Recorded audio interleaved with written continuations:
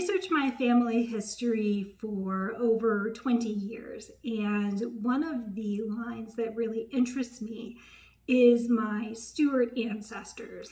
I have Stewart ancestors on my mother's side, going up a couple of generations. The first Stewart ancestor, first with the last name Stewart, you have to go back about 4 or 5 generations. But there's a family legend that our Stewart ancestors arrived in Virginia. The first immigrant ancestor, John Stewart, arrived in Virginia in the early 1700s, late 1600s. And the reason he went to colonial Virginia was because he was escaping England during the Jacobite Rebellion.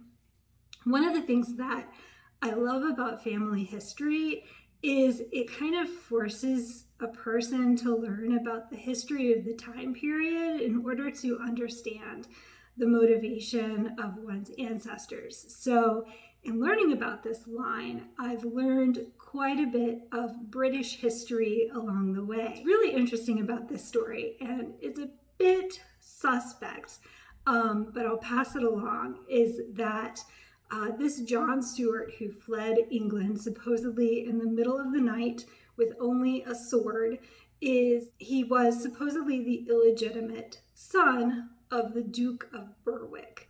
And that's relevant because the Duke of Berwick was in turn the illegitimate son of King James II, who was deposed and went into French exile in 1688 during the Glorious Revolution. And the Jacobites were the British supporters who were trying to put James II back on the throne.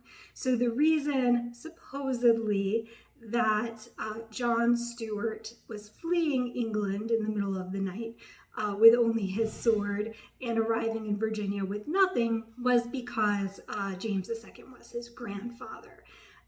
Again, a highly suspect story. I've been able to find zero evidence to support it. Doesn't mean it's not true. I haven't found anything to conclusively dispute it either. And I always like to think that legends and folklore are based on some kernel of truth, which makes it such a fascinating story to explore. But anyways, that's the family legend. And supposedly the sword that he escaped England with was buried with his granddaughter, either granddaughter or great-granddaughter, Permelia Stewart, in Georgia. I think John Stewart's grandson went to Oglethorpe, Georgia, eventually where they settled down. And the reason that John Stewart has the last name Stewart is because James II was the last Stuart king of England. He was from Clan Stewart. There's been some DNA testing done, although not recently, that did confirm that this Stewart line is part of Clan Stewart, the Scottish Clan Stewart. I don't want to say with certainty, but I think it's the McAlpin line, which is the line that James II came from. So there's some very loose evidence that maybe there might be some truth to this story, but still it's an interesting idea to explore. So I've done all sorts of research, and I've been able to construct a feasible timeline when John Stewart might have been born as the illegitimate son of the Duke of Berwick. He was in the town of Portsmouth, where he got a governorship right around the time of the Glorious Revolution, and he was trying to support his father's forces.